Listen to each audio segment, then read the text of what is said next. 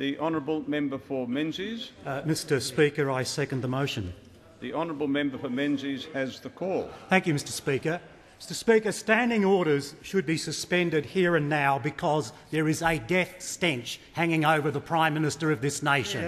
The standing orders should be suspended here and now because we have a Prime Minister who is evading question after question after question when she ought to have the courage to come in here and face up to answers about questions which are in the public interest and about the good government of this nation. That's why standing orders ought to be suspended, Mr Speaker.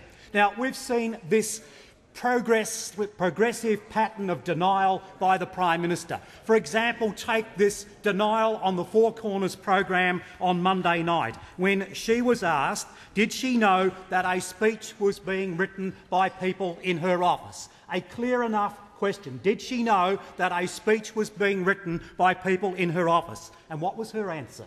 This is the answer of the Prime Minister on Four Corners on Monday night. I didn't ask for a speech to be prepared. I didn't ask for a speech to be prepared. You know, this is perfecting the non-denial denial.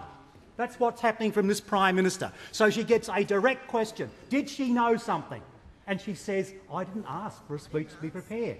And when she's pressed on by the interviewer, Andrew Fowler, she says, well, that's the best answer that I can give.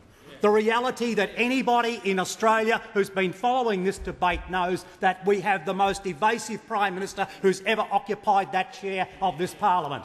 A disgrace to the office of Prime Minister that we have such a cowardly person, and that's why standing orders need to be suspended, Mr Speaker, such a cowardly person who won't come in here and face up to the questions that are being legitimately asked about the administration of her office and therefore the good government of this country. Now, Mr Speaker, when you come to these issues about what actually occurred, there's only two explanations which are possible. There's only two explanations which are possible.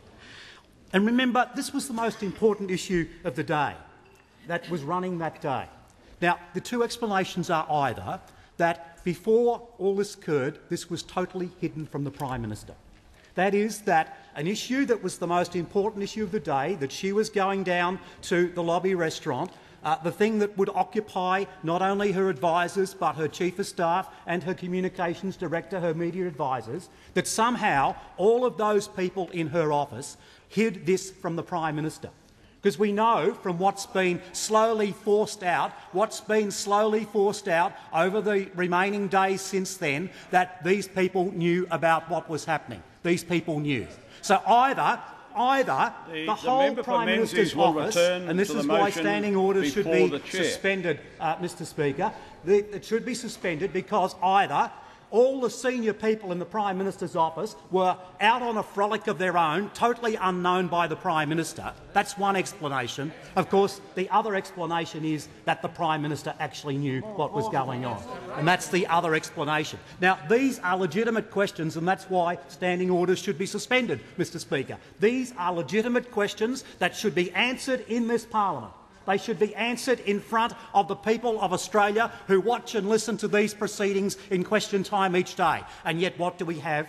Day after day after day, total evasion by the Prime Minister. And the Leader of the House complains about another move to suspend standing orders. We wouldn't have to do this. We wouldn't have to do this if we had a government who had the courage to come in here and actually answer the questions. So don't give us this nonsense, Leader of the House, maybe Leader of the Opposition one day, we don't know. But what we do know is that this total evasion, which is going on day after day after day, is demeaning the office of Prime Minister. We now have in this country a Prime Minister whose credibility has totally been shredded, not only over this issue but over the abandonment of the promise that she made to the member for Denison, and that's why standing orders should be suspended, not only over that but over a whole series of issues now where this Prime Minister has totally shredded her credibility. That's why standing orders should be suspended on this occasion, so that this Prime Minister can actually answer the questions that are being asked. And if the government think If the government think by running away from this, by evading it, the questions are not going to continue to be asked, then they are sadly mistaken, because these are legitimate questions. They demand legitimate answers instead of the cowardly behaviour and performance that we have from this Prime Minister.